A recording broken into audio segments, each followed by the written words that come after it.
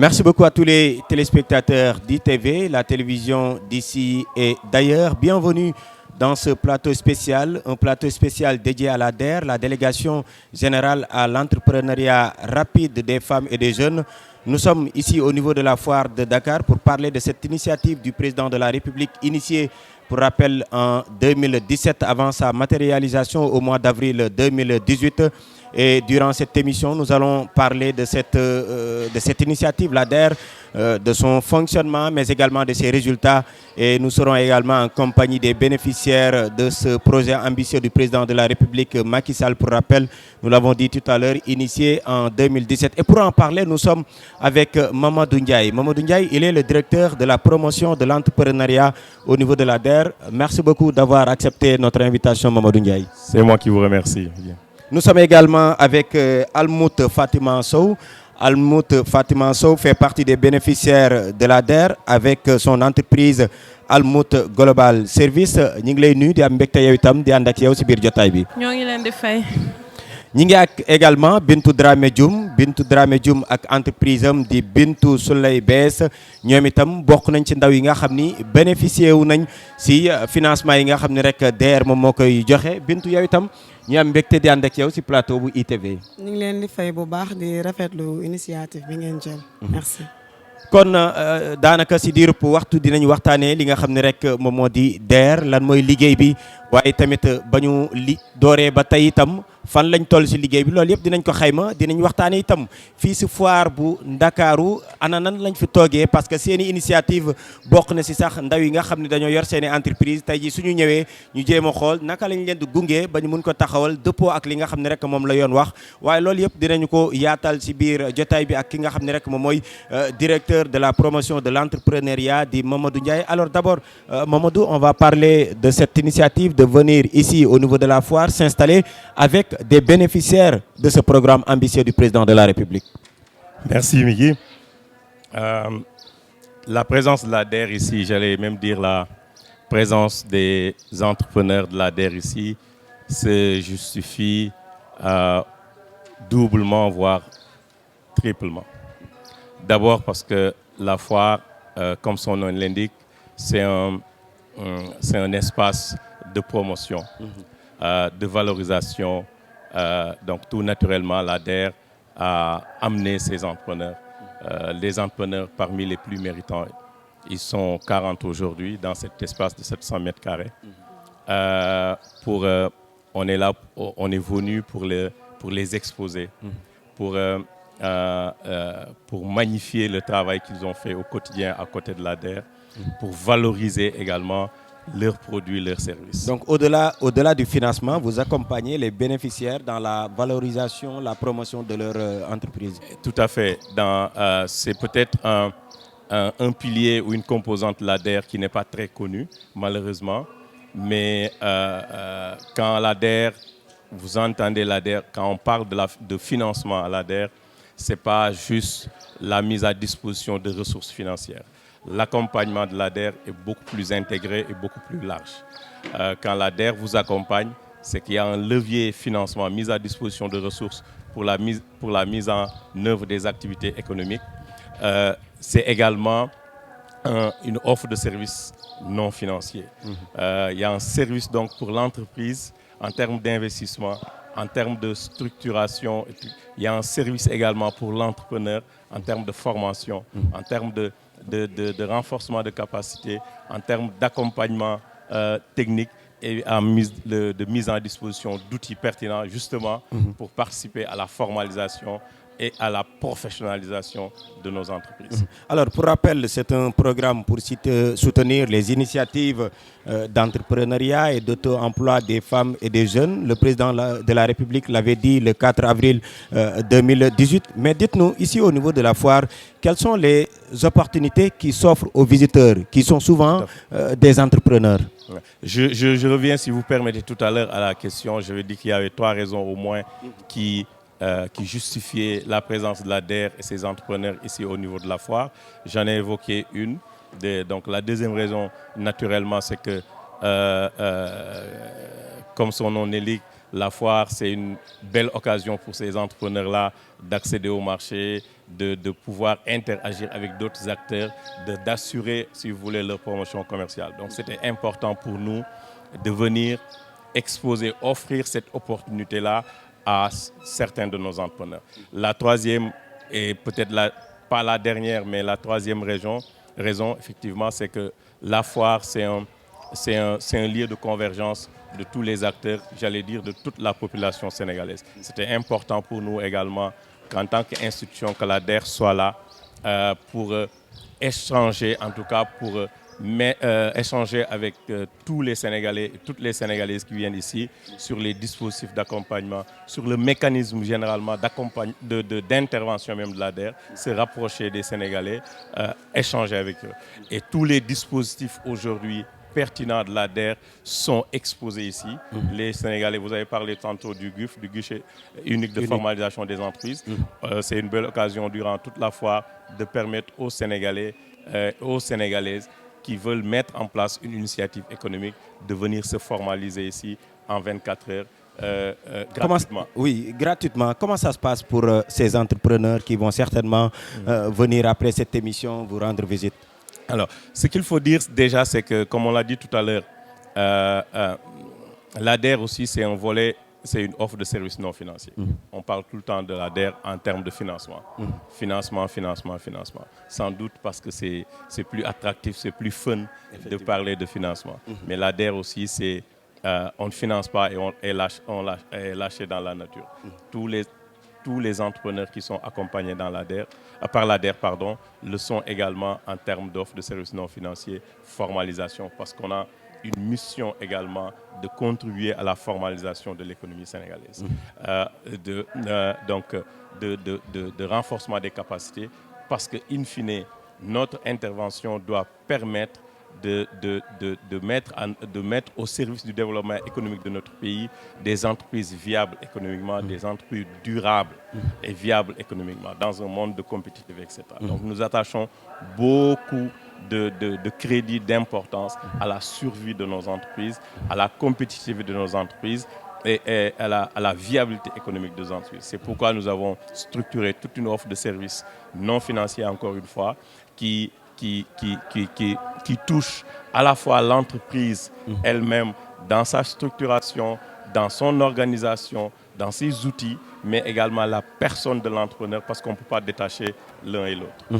Tout à l'heure, nous allons revenir en détail sur le comment doit-on, ou bien la nécessité, pourquoi doit-on obligatoirement formaliser notre entreprise. Mais avant cela, nous allons donner la parole à Almout Fatouma Sow. Almout, wax naa ko si njëlbeen yow ak sa entreprise bokk nga si daanaka lu ëpp ñeent fukk ndaw yi nga xam ni ñi ngi si bërëb bi tey jile ngir mën a fësal seen i liggéey. Mamadou Ndiaye wax na ko léegi. Tànneef bi daanaka yombul woon ndaxte dañoo xool ñu gën a méritant ñu indi leen fi tey d'abord ban jàngat nga am si initiative bi nga xam ne rek tey jilee DER am na ko jël leen indi leen fii si foire bi ngir gën a fësal seen i liggéey ginnaaw bañ leen gungee si koppar ba noppi. maa ngi leen di jaajëfal bon DER nag li ñu def nag moom ça ne me surprend pas parce que c'est la deuxième fois que ma sekk ak ñoom affaire de financement ak qui aussi qu'ils me viennent en aide. Parce que dans le passé, j'ai eu à bénéficier aussi de leur financement. Pour affaire de foire aussi, ils nous ont donné l'opportunité, je pense que ce rêve, c'est une foire internationale de Dakar, qui est un grand événement.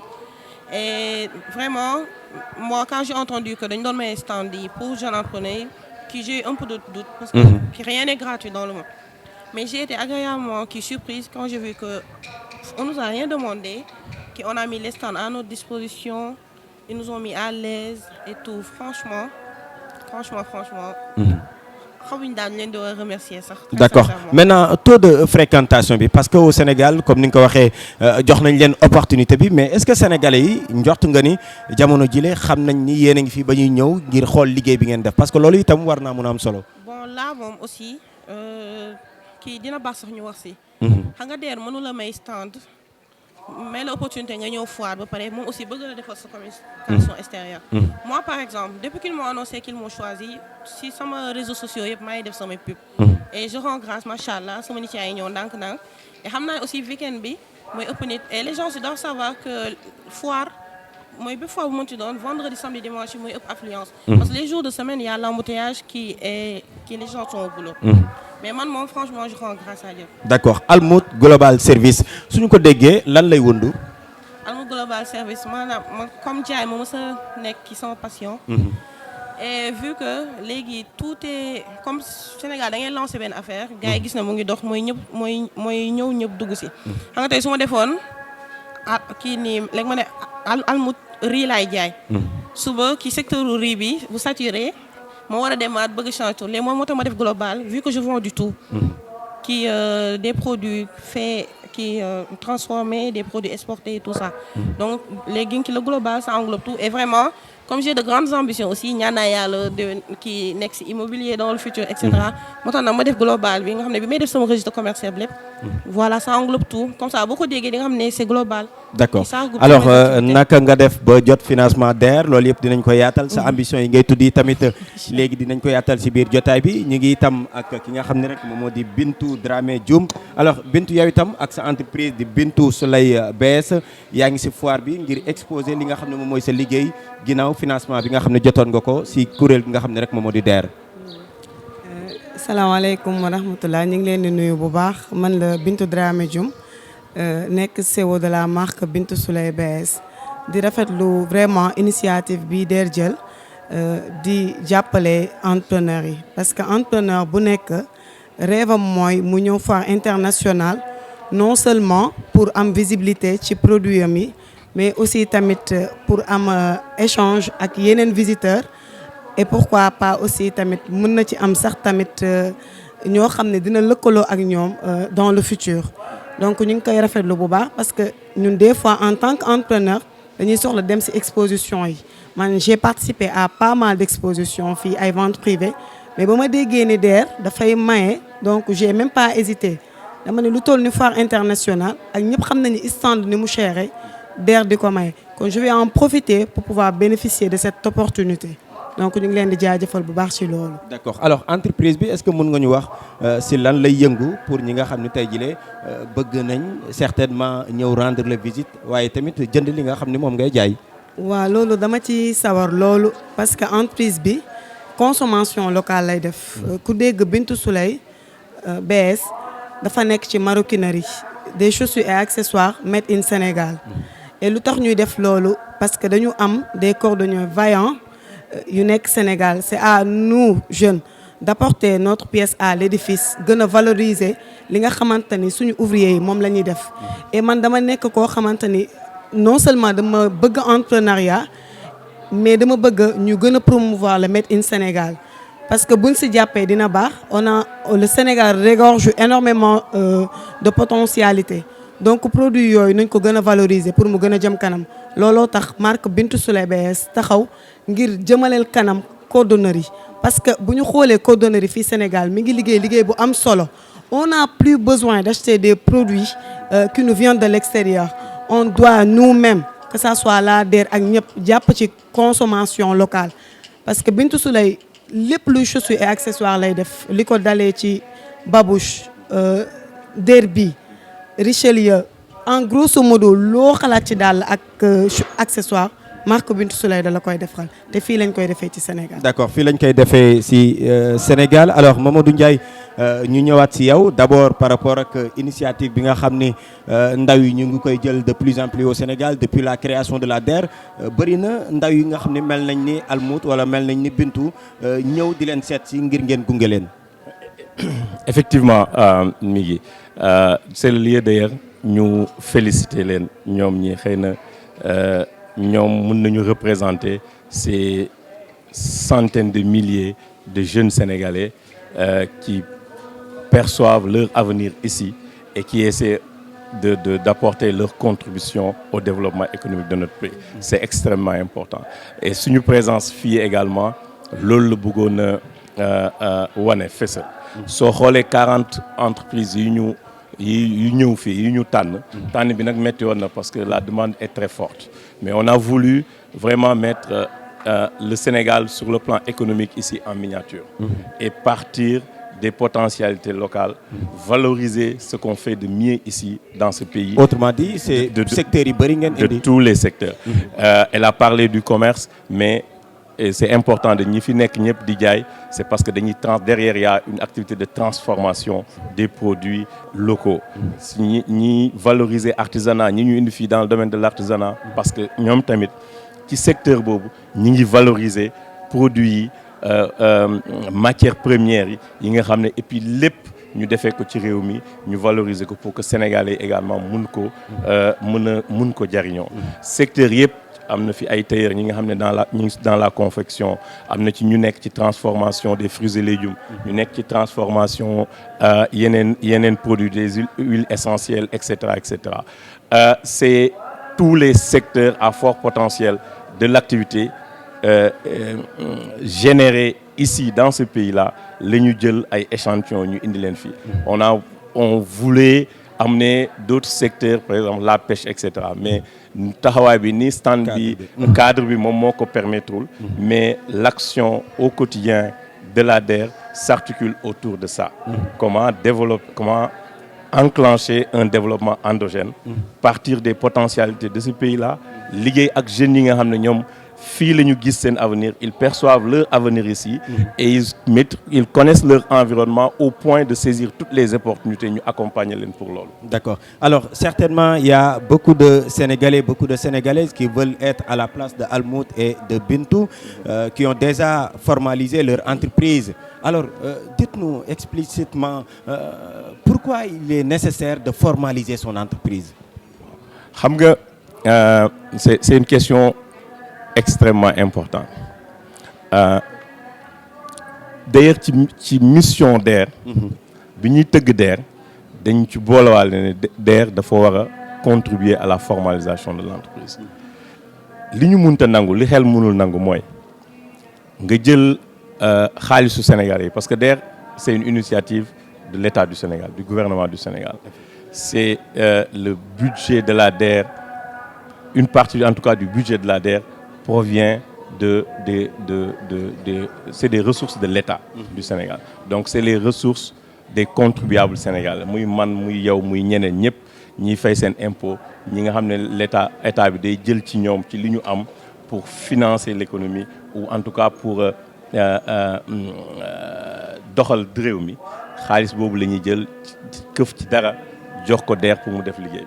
ñun mënatuñu nangu nag jël xaalis boobu di ko jox Sénégalais yoo xam ne yeneen Sénégalais yoo xam ne soit dañuy dem indi ay produits yu nekk bitim réew pour concurrencer li ñuy def ci dëkk bi, wala ñoom duñu respecter loi bi, wala duñu respecter règlement yi, wala duñu formaliser wu. Donc c'est pourquoi dès le début ñu xam aussi toutes les contraintes yi formalisation mën a am en termes d'accès à l'information, en termes de procédures administratives très longues. Ñu ne donc on va subventionner, c'est-à-dire supporter les coûts. L'entrepreneur qui est accompagné par la DER ne supporte pas les coûts liés à la formalisation. C'est la DER qui supporte ça gratuitement. Non seulement da koy supporter financièrement, mais dafa mettre à disposition benn mécanisme, benn dispositif buy gunge entrepreneur bi pour mu gaaw a jot ci kayit yi, pour mu gaaw a formaliser wu, te pour du ko jëlal temps bu bari mu mun a consacrer wu ci liggéeyam. li ko waral wax nga ko. Économie boo nga xam ne c'est soutenu par 93% d'entreprises informelles, parce que du sama wax effectivement ANSD moo def recensement def naa 2016 la woon. Recensement bi wane ne sur les 400 000 unités économiques yi am Sénégal, 97% yi sont à l'état informel. Il n'y a que 3%. On se dit loolu c'est pas soutenable. Donc dafay jaadu ñun ñu gunge entrepreneur. Et parfois, contrairement à ce que nit ñi li ñuy xalaat, ñu bëri ci entrepreneurs yi bañu ñu formaliser wu. Dafa fekk ne dañu xamul naka la ñuy def ba formaliser wu, wala même buñ ko xamee dafay jafe ci ñoom, dafa leen di jël temps, jël ci ñoom xaalis, jël temps, et léegi-léegi même résultat bi ñu bëggoon duñ ko am. ñu ne donc du dañu bëggul, mais nañ leen ko yombalal, nañ ko rationaliser et permettre leen. Encore que ak sensibilisation bi ñoom ñu ci bëri tey xam nañ ne ñoom ñoo ëpp intérêt que même état bi ñu formaliser wu. dama lay jox benn firnde rek ci loolu. bi ñu mbas mi dabee ñu mettre en place ay dispositifs pour accompagner entreprise yi. entrepreneurs yu bëri amoon nañ difficulté pour accéder ci dispositifs yooyu parce que bu ñu ñëwee. ñu laaj leen yéen kañ ngeen créé wu lan ngeen jot a def et cetera mais formaliser wuñu mënuñu firndeel ne ñoom entrepreneur lañu. ci dëkk bi lañ nekk te ñi ngi liggéey comme ni mu ko waree. donc ñooñu dugguñu woon ci dispositif yi parce que juste pourtant formaliser wuñu et pourtant ñi ngi woon en activité pourtant xëy na sax nit ñi xamoon nañ leen ñi ngi doon liggéey di def ay yu am solo seen secteur d'activité. donc bu ñu dee formalisation du intérêt état bi. et loolu c'est important entrepreneurs yi xam ko te bokk na ci suñu liggéey ñu xamal leen ko ay opportunité kese la pour entrepreneur bi ay facilité kese la pour entrepreneur bi ay te daf koy tàggat sax di ko préparer dans le développement de son entreprise tey bu buggee accéder ci yenn financement yi wala mu yegg ci yenn niveau yi wala jote ak yenn acteurs yi loolu dafay am solo dafa koy yombala. alors xam ngeen ne DER également comme ni ma ko waxee rek ñi ngi fi installé aussi foire bu Ndakaaru soo leen fi ñëwee di ngeen fi fekk ay bénéficiaires toll nañ ci ñeent fukk ñoom ñëpp kenn ku nekk secteur bu ne exposé li nga xam ni moom nga liggéey ñaar si ñoom ñi ngi si plateau bi alors ba ngay jot Almout financement d'abord si DER est-ce que mbir mi yomboon na si yow parce que souvent les Sénégalais dañuy toog seen kër rek jàpp ni entreprise yi wala bokk kuréel yi mel ni DER dafa am couleur mais gis nañ ni ñu bëri si yéen tey ji daanaka xamoo leen kenn DER et finalement da ngeen di bénéficier facilement si financement yi. Oui, ça c'est vrai parce que depuis création DER yàgg naa xam DER et tout ça mais mosuma tenté approcher ren parce que daanaa dégg ñu naan waaye DER boo amul bras long que DER boo amul bras long doo jot ci financement yi man nag ki mosuma jéem a dem vers eux parce que j'ai toujours eu peur def prêt mais nag j'ai été très agréablement surprise que DER de un seen taux d'intérêt bi c'est pas beaucoup. En plus même seen man financement bi ma amoon qui la facilité que j'ai eu pour l'obtenir ça m'a surprise et après je me suis dit donc man j'ai perdu ki moo tax daal mooy lii gën a wóor mooy toujours aller vers l'information à la source ki bañ di basé aussi ay rumeurs. Franchement ki moom ça moom je l'ai un peu regretté bien vrai que xamoon naa ñu doole mais j'ai jamais tenté parce que loolu moom découragé woon. ban at nga am financement bi. kii ren laa am ren nga am financement bi waaw ren si tabaski parce que dama doon def opération tabaski man kon période de fête damay jaay ay jus boisson lépp si laa amee financement léegi ma jël financement de 500 000 kii juste pour voir ndax parce que kii nii ba mu jël lu rëy mais quand même aussi il faut aussi kii nii su ma xalaatoon ne taux bi que yeggul sax 10% j'aurais pris le risque jël lu bëri mais comme on dit yoon yemul ci benn et même pour paiement yi aussi vraiment qui nous ont facilité parce que man qui si je me rappelle qui maa ngi jot kii bi juin et dañoo may 2 mois de repos avant ñu commencer fay et là j'ai 1 an pour le payer. Alors est-ce que am nga ay difficultés Bintou non seulement si ba ngay am financement bi mais également pour matérialiser li nga xam ne moom mooy sa bëgg-bëgg. Waa man pour le moment je n'ai pas encore bénéficié du financement de la DER. D'accord. Mais xëy na man maa demul vers l'information comme li ko Almout waxee. mais tey jii li DER def ba may ma stand man du man sax la may stand man li may gën a. ubbil nañ la bunt bi déjà. man daf ma du man kese mais dañu ubbil bunt bi à d'autres entrepreneurs. parce que en dehors de Bintou Souleye je suis membre de buntubi.com. et buntu bi la ñu may buntu bi. boole ma ci biir et ñun à notre retour ñun tamit on a pu faire bénéficier à d'autres entrepreneurs ñu ñëw di exposer comme ñun c'est une plateforme digitale boo xam dafay promouvoir l'entrepreneuriat ñu may chaque entrepreneur 2 jours entrepreneurs yoo xamante ni ils viennent de débuter et qui n'ont jamais pu faire une exposition donc kon loolu lu rëy la loo xamante ne DER def na ko et li ñu toog fii yëpp ñu ngi am ay information bu ñu jugee fii xam nañ lu ñu war a def et du ñu bàyyi sax ba jug fii mais dañ koy commencer léegi parce que démb dégg nañ différents services yi nga xam moo nekk au niveau de la DER kon rëccuwuñu lu tax ñu ñëw fii ñun moom dinañ bokk incha allah ci bénéficiaire parce que am na solo vraiment. D'accord alors gis nañ ni bëri na ñu mel ni peut-être Bintou nekk ci situation bi au-delà seen installation bi ngeen def foire est-ce que DER am na ay initiative yu mu teg pour que askan wi nga xam ne dafa nekk fële sa diwaanu Waalo wala mu nekk sa diwaanu Géejawaay pour que ñoom ñu mën a dem am information yu si war ba nga xam ne après du ñu toog di regretter. Tout à fait ma dellu si waat tuuti rek ci question bi nga posé léegi parce que dafa am solo. li muy wane léegi moom mooy li ñu doon jéem a wax sànq ci njëlbeen wax bi.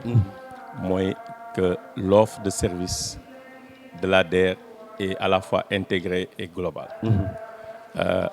moom dinaa ko répété waat bu ñu nee DER ñii dañuy wax financement mais ñun entrepreneur suñu cœur de métier entrepreneuriat la te kuy wax entrepreneuriat xam na ne à la limite financement moom mooy c'est la porte de sortie.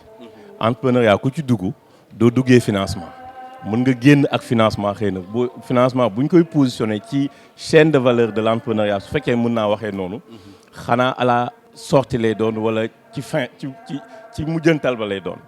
tey am na ñoo xam ne DER dañuy duggee formation. am ñoo xam ne dañuy duggee accompagnement moom ñooñu la bokk. tey am na entrepreneur yoo xam ne carrément tey dañuy seet si mais soxlawuñu financement. xëy na am na ñeneen ñu leen financé ba pare mais ñooñu accompagné wuñu leen. wala jox nañ leen financement ñi ngi commencé liggéey seen liggéey toll na foo xam ne dañuy soxla ku leen accompagner ku leen tàggat seen entreprise pour ñu mën a yóotu financement bu gën a kawe. ñooñu bintu ci ñooñu xëy na la bokk. donc ñooñu tamit dañ leen di jël uuf leen accompagner leen ci processus bi bu ñu demee ba ca kanam ñu xam ne soxla nañu fi ñu toll nii soxla nañu financement xam financement boobu fan lañ ko jëmale. xam financement boobu lu muy jariñ. xam financement boobu nan lay dellu suwaatee parce que aussi li ñuy génnee dafa war a ñëwaat. ñu jox ko pour ñu mën ko jox ñeneen. bu boobaa ñu financé ko am na ñoo xam ne tamit dañuy ñëw parce que parce que DER nekkul moom kese ci écosystème bi. am na entrepreneur yoo xam ne bu ñu yegg si ñun jaar nañ ADPME. jaar nañ ANPEJ jaar nañ 3FPT jaar nañ ONFP jaar nañ ci ONG yi jaar nañ ci programme partenaire au développement yi. ñun dafay jaadu ñu capitaliser ci loolu lépp. su fekkee ne formé nañ leen ba pare du jar ñu leen formé waat. bu fekkee accompagner nañ leen ba pare du soxla ñu leen accompagner waat. donc financement lañ soxla xëy na yooyu structure. foofu ñu jot a jaar ci seen parcours. amuñu woon opportunité am financement. bu boobaa ñu commencé ak ñoom ci financement. ñeneen ñi nga xam ne musuñu am formation musuñu am financement dañ leen di jël inscrire leen ci parcours d'accompagnement boobu. ci parcours d'accompagnement boobu volet yi mu laaj yëpp muy formation muy accompagnement muy formalisation. mise aux normes immatriculation et mise aux normes ñu defal leen ko bu jaadoo ñu également ñu financer leen parce que seen business laaj na ko. parce que war nañ def ay investissement ñu yëkkati lu ñu soxla. pour démarrer ñu jox leen ko. continuer nag di leen gunge ba affaire bi taxaw ba xaalis bi mën a ñëwaat ci ñun. souvent damay faral di wax entrepreneur di leen tooñ ne leen ñun ñoo leen gën a bëgg ngeen réussir. moo tax bu ñu leen di sonn du pression bu ñu leen di teg. bëgg seen entreprise yi antu bëgg mu dox. moom moo tax parce que ñun dañ ci am intérêt. su doxee ngeen delloo ñu li leen joxoon. ñu mën a jox ñeneen. moo tax ni ngeen ñoo leen gën a sax bëgg mu réussir. moo tax dañuy continuer di leen gunge. suñu ko waxtu bi mooy sax difficulté yooyu peut-être dinañ ko waxtaanee mooy financement bi ak remboursement bi maa ngi la ko doon laaj léegi mooy ces Sénégalais là qui habitent dans les localités lointaines. Est-ce qu'il y a des actions qui ont été mises en place par la DER pour faciliter l'accès à l'information? Tout à fait. Aujourd'hui, je pense que le dispositif est à la fois clair, transparent et totalement décentralisé. La DER s'est engagée depuis quelque temps sur à accentuer, j'allais dire, parce que c'était dans notre stratégie dès le début, mais on a accentué récemment notre stratégie de déploiement territorial dans la perspective de territorialiser, en tout cas de contribuer à territorialiser davantage les politiques publiques. Tey département boo dem ci Sénégal soo duggee ci pôle emploi entrepreneuriat yi ci ëpp ci pôle yooyu ci chef-lieu de département yi ñoo ngi leen di fekk ci espace Sénégal service. di nga fa fekk ndawal DER bu toog. jeune bu bëgg femme bu bëgg. boo demee foofu. di nga fa fekk ndawal DER. ak dispositif état bi yëpp yeneen structures yi. mais particulièrement ndawal DER mi ngi fa bi nga xam ne dina la recevoir dina la déglu en fonction de tes besoins mu orienté la soo jaree mu enregistrer ce projet ci plateforme bi et puis on a digitalisé pratiquement tous les process ci suñu liggéey aussi at US weer US def nañu ay efforts ak investissement yu am solo pour assurer ce à la fois cette proximité-là en termes d'accès à l'information, mais également accélérer les délais de traitement. Et là, comme ni ñu koy waxee jamono yi ñu toll, xarala yu bees yi daf lay permettre soo buggee efficace nga jël leen pour loolu. Donc on a fait un travail sur ça. L'invitation qu'il faut donner, c'est que tous les jeunes soient redirigés vers les pôles emploi entrepreneuriat na jigéen ñi na góor ñëpp dem ci pôle yooyu enregistré wu te certains guichets tey fi may wax ak yow nii muy nanocrédit muy autonomisation économique des jeunes et des femmes am na suñu mbokk tënge gi sax la dernière fois bu ñu fa mujjee ñoom dañu am benn slogan dañuy wax naan DER moom mooy signé tey jot tey ndax on a digitalisé tous les process de l'enrôlement au paiement et même remboursement ça se fait maintenant ci ay wallet ci sa porte-monnaie électronique da nga ñëw enregistrer ci plateforme bi ñu traité jox la sa financement de moins de 1 million sur ces 2 guichets là nga jot ko sa téléphone booy rembourser sa téléphone loolu lépp ci diir bu gàtt loolu day tontu également bëgg-bëggu président de la république ndaxte ba muy taxawal li nga xam ne moom moo di DER taxaw na si li nga xam ne moom moo di transparence waaye également li nga xam moom moo di efficacité waaye itam nu ñu leen ko yombalee ba nga xam ni du am benn jafe-jafe ngir taxawal sa entreprise bëri na ay ndaw yi nga xam ne Bintu tey ji la ñuy toog seen ruq du ñu jël initiative taxawal seen yëfu bopp parce que dañ naan dëkk bi amul liggéey et pourtant sooy xool 2012 ba tey il y a pas mal de programmes yi nga xam ni l'État du Sénégal initié ne ko bokk na si li nga xam moo di DER ba tey jii bëri na ndaw yoo xam ne ëpp nañ téeméeri junni am nañ liggéey mais quelle réponse wala boog lan ngay yóbbal jox ko ndaw yi nga xam ni dañuy toog seen kër jàpp ni réew mi amul liggéey. waaw man damay faral di wax toujours mënuma gëm ni que liggéey amul xam nga lan laa gis xeeb moo am parce que compte boo gis rek ci benn la commencé et boo nekkee ndaw am objectif dans ta vie. bëgg a tekki dara ëllëg waroo xeeb dara da ngay commencer ci benn ndànk-ndànk ba fi nga bëgg sa entreprise egg fa pour mu egg fa donc man li ma gis mooy ñoom dañu war di xëy di génn di dem vers l'information pour mën a xam lan la ñu war a mën a def réellement man damay joxe exemple ci man avant maroquinerie jaay naa lu nekk étant étudiante la lancé wu mais lu nekk laa jaay pour am benn as tuut boo xam dina ma mën a permettre ma démarrer ci maroquinerie et pourtant loolu sama bourse laa ko jëlee avec une somme de 50 000 francs tey yow nga nekk ndaw des fois du ñàkk nga am dara teg ci sa loxo même 1000 francs man toujours damay wax loolu mais les gens me posent la question à savoir le pourquoi même 1000 francs mën nga ci démarrer benn affaire mën nga dem jënd benn produit boo xamante ni somme bi 1000 francs la nga démarrer ko nga commencer ko au sein de ta famille commencer ko ci sa connaissance ainsi de suite li may wax ndaw yi mooy nañu jug takk seen digg dem liggéeyi parce que liggéey boo toogee sa kër du la fa fekk yow yaay jël sol sa daal génn uti xëy et li nga koy utee mooy nga commencer ci benn comme ni ma ko waxee bañ a xeeb dara ba pare aussi tamit li may ñaax ndaw ñi mooy bu ñuy lancé wu nañu lancé wu ci suñu développement produits locaux parce que à chaque fois boo génnee jënd produit indi ko ci réew mi yaa ngi jàppale entrepreneur bu nekk à l'extérieur mais boo jëndee produit fii ci réew mi yaa ngi jàppale entrepreneur bi en même temps yaa ngi jàppale économie locale yaa ngi jàppale économie du Sénégal kon nañu gën a bàyyi xel ci loolu merci beaucoup Bintu doon am mbégte di ànd ak yow si jotaay bi doon waxtaanee liggéey bi nga xam ni moom ngeen di def di fàttali yaa ngi exposé itam sa produit fi nga xam ne rek moom mooy foire bu international bu Ndakaaru stand bi nga xam ne rek DER moom moo leen ko ibbil may la ko naam yow sax jotagoo sa financement kon ñu ngi lay gunge laata financement bi di ñëw merci beaucoup. incha allah ñu ngi leen di remercier bu baax a baax di kontaan ci initiative bi di leen wax ne yii bu leen ko yemale fii.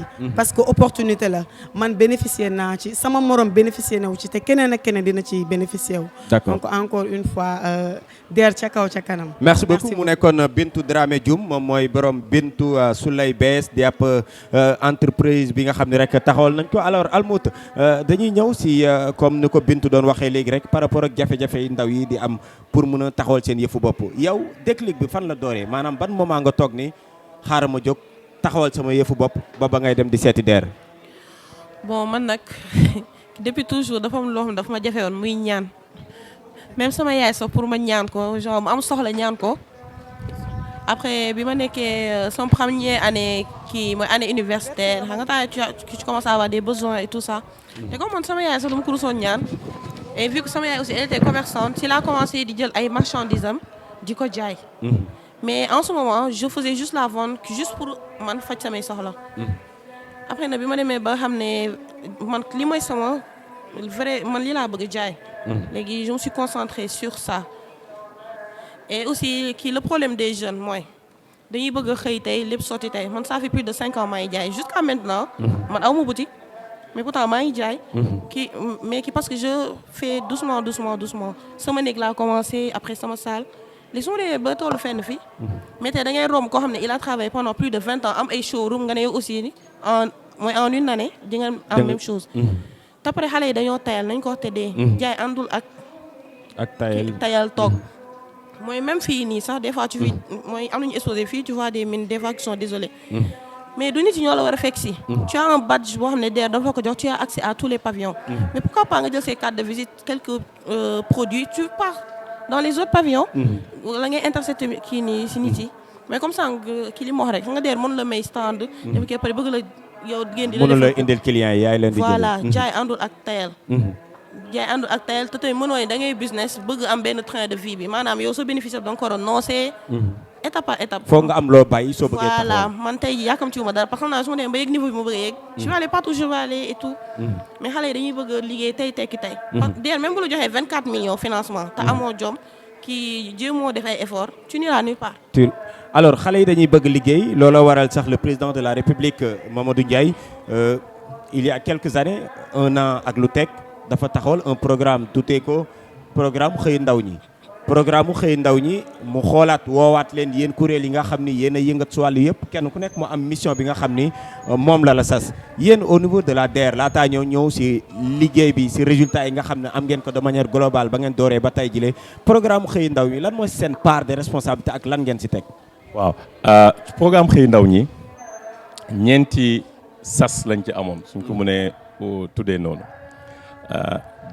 DER daf ci sóobu ci indi guichet boo nga xam ne moom la ñu woowee nano crédit. DER sóobu na ci programme mu xëy ndaw ñi ak autonomisation économique boo ko déggee moom mooy tous les financements de moins de 1 million. nano crédit bi ma doon wax léegi moom mooy les financements de 10 000 bien que amaguñu benn Sénégalais bu ñëw nañu 10 000 laa soxla mais ba 500 000. beneen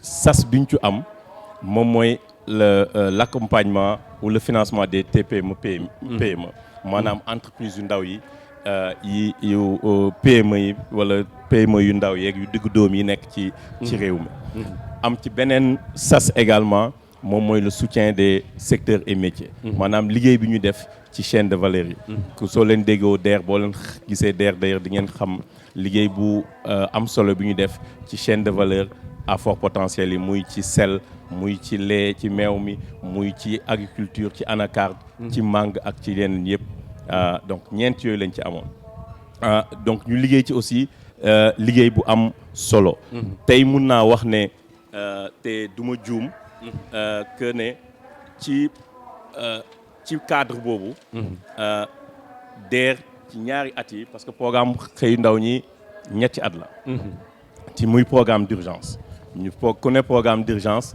moom mooy maanaam ci day doon affaire bu ponctuel bu gaaw mais également bu structurant donc tey 121 000 lu toll ci 121 686 initiatives économiques dans le cadre de ce programme là ñun gunge nañ leen ci cadre xëy ndaw ci même cadre boobu 26 135 emplois créé nañ ko ci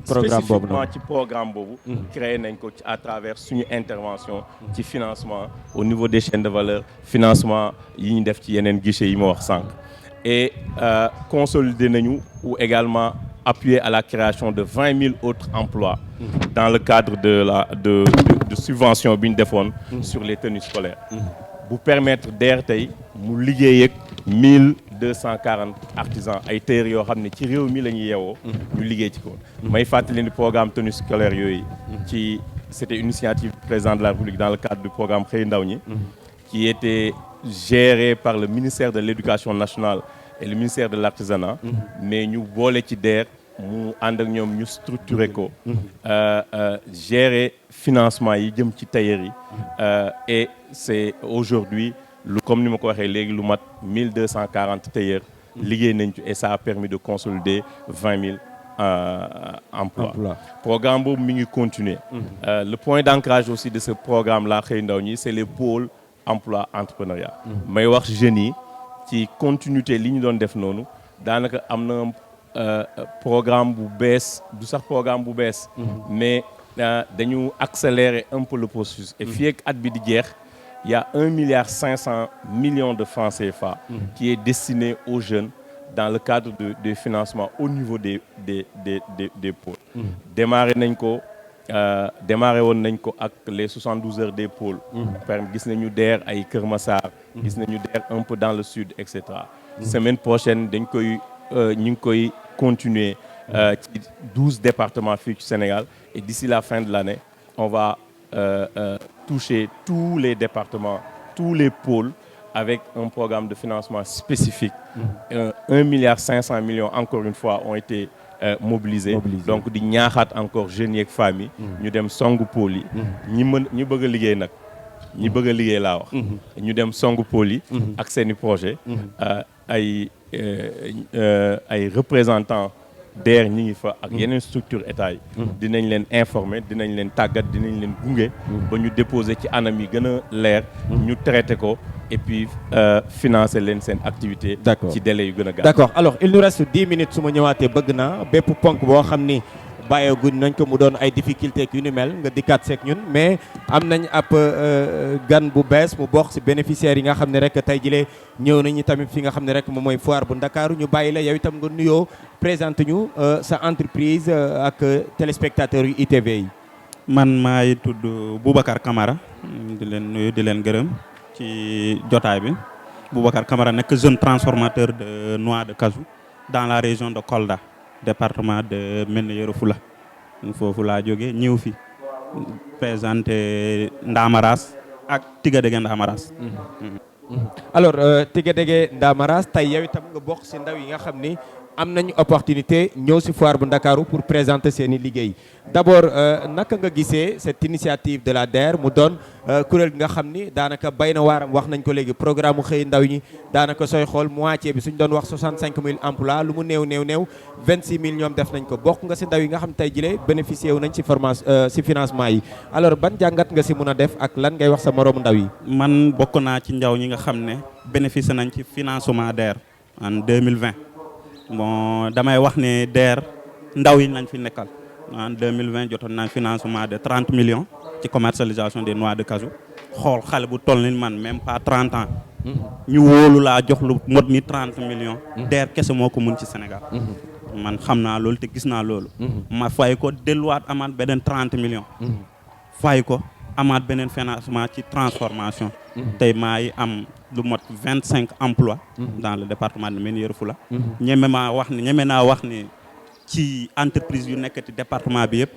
man maa am entreprise bi nga xam ne mun naa jël lu mot 25 jeunes di leen liggéeyloo di leen fay à la tâche di leen fay par fin du mois. parce que léegi Mamadou Ndiaye mi ngi koy expliquer financement yi dafa am étape. am na ñi nga xam ni dañuy dooree comme ni ko waxee 10 000 ba 500 000. mais yow 30 millions ça veut dire que ni am na benn ambition boo xam ni am nga ko lan moo ko mën a expliquer tey nga fixé barre bi fu kawee tey ji lan moo la may loolu. en tant que ndaw en 2019 dama amoon invitation des États-Unis am ko tous les papiers ma toog ak sama papa di ko expliquer. mu ne ma ci man li ma gëm mun ngaa toog fii tekki fi te boo liggéeyee mun nga ko parce que gis naa ko ci yow. ma ne ko mu ne ma waaw mu ne boo demee foofu tamit da ngay liggéeyal keneen boo fi toogee mun ngaa liggéey puisque am nga base am nga départ am nga expérience. ma gëm ko may wot ay partenaires rapproché waa DER délégué ñëw na visiter ma. ma wax leen fi ma bëgg a egg samay jafe-jafe ñu xool li may def wóolu ma nee ma yow dinañ la jox lu toll ni nii te gëm nañ ni diñ ci génn. depuis lors nag maa ngi ci te yaakaar naa ni d'ici 5 ans wala 10 ans ma am usine de transformation. te DER mun na ko. te dinaa ko jot. incha allah puisque sama liggéey dina ma ko permettre. boo xoolee tey Darkase noix de cajou lu muy dugal ci Sénégal. dafa bari. te njëriñam kenn xamul fu mu toll. de la commercialisation à la transformation boo xoolee tey noix de cajou bi 5% la ñuy transformer ci Sénégal. te DER dina ci jàpp ba ñu eggee 10 à 15% de transformation. yan kon très rapidement yan jafe-jafe ngay rencontrer dans le cadre de ton travail. jafe-jafe yi bari nañ bariwuñu. puisque lu gënoon a jafe am nañ ko mooy financement. léegi emballage ak commercialisation bitim réew moo ñu dese. te yaakaar naa ne DER dina ci liggéey. ñu mun a dindi jële fi ay conteneurs d'amande de cajou. yóbbu ko bitim réew. d'accord alors Mamadou Ndiaye léegi mi ngi koy wax sooy xool daanaka am na enveloppe boo xam ni toll na si milliards ak genn wàll. mi ngi si DER mi ngi si pôle emploi yi nga xam ñoom ñu nekk si bërëb yi. mais dafa mel ni gisuñu peut-être koo xam ni war naa mun a ñëw jël si xaalis boobu dem. kon lan ngay wax sa moroomu ndaw yi nga xam ni ñi ngi si dans leur localité ñi ngi seen i kër ñi ngi tëdd naan liggéey amul ñi ngi jàpp ni toog si bureau wala lu ni mel moom moo tax duñu génn seen kër yi uti entreprise lan nga leen di wax parce que koppar bi mi ngi fi toll na si milliards ak lu teg. bon li may ñaan xale yi information yaa koy wëri yaay wëri wuuti. du toog kër ga kese di wax ne dégg naa lii wax nañ ma lii da ngay génn boo xoolee man fi ma jógee département Médina Yoro Foulah laa dëkk. ci àll bi DER financé ma foofu. pourquoi pas xale yu nekk biir Dakar ñoom ñoo gën a jege bureau DER yi ñoom ñoo gën a jege partenaires yi. ñu sol seen dàll dem vers l'information wuuti ji information wuuti ji ay partenaires. partenaire bu la fekk siwul yaa koy fekk si. wax ko te boo leen waxee lu jaadu rek dinañ la gunge. xam naa loolu ci DER.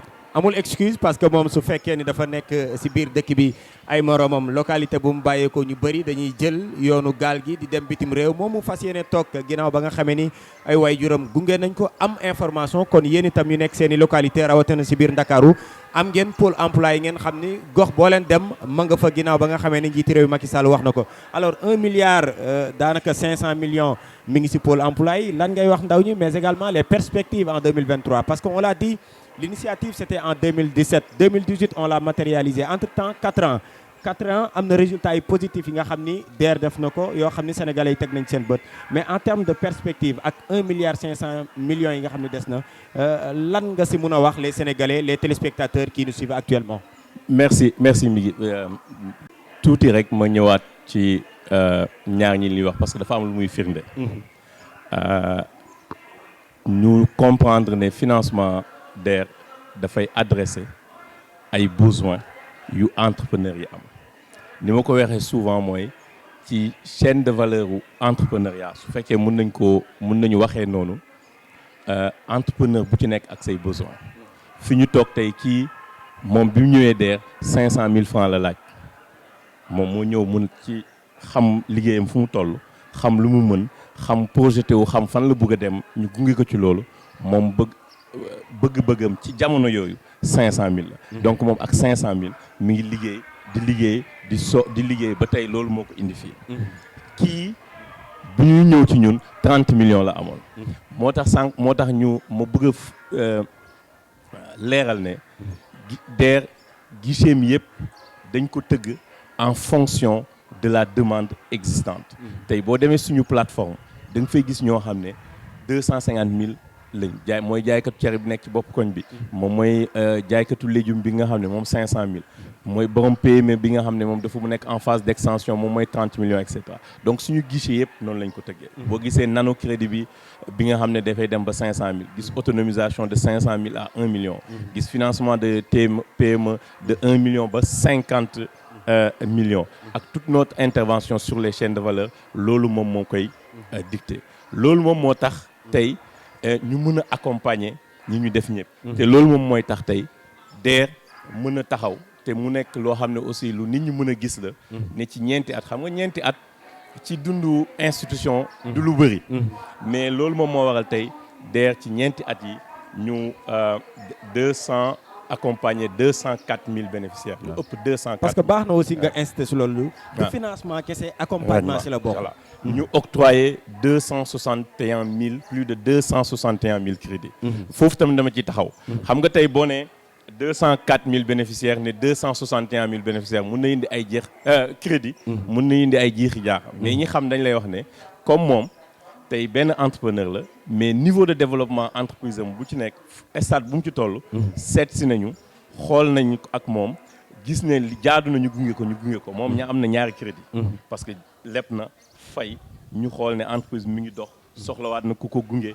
ci accompagnement ci financement ñu joxaat ko tey am na ci ñoo xam ne ñi ngi seen deuxième ñi ngi seen troisième crédit am na ci ñoo xam ne génn nañu crédit guichet bi ñu nekkoon 500000 dem guichet 1 million am na ñoo xam ne génn nañu guichet 1 million bi ñi ngi dem ci guichet 5 ba 50 millions et cetera donc dañ koy leeral beneen bi ñu war leeral mooy immatriculé nañ daanaka lu toll ci 5000 entreprises yoo xam ne DER moo leen gunge fayal leen ñu am ñu immatriculé am NINEA am registre de commerce nekk ay entreprises formelles tey maintenant en termes de perspective. oui perspective parce que ñu jeexal foofu. waaw en termes de perspective.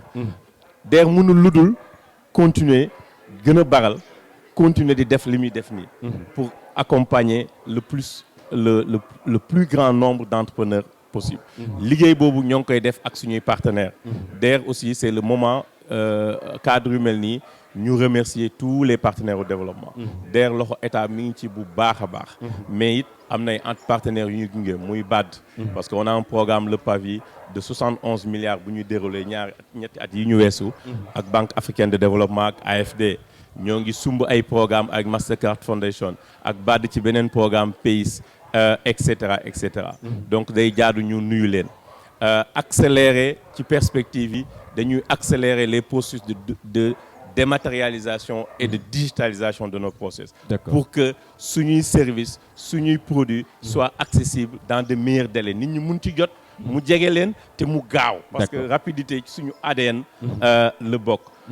continuer li ñuy def nii ci pôle yi ci pôle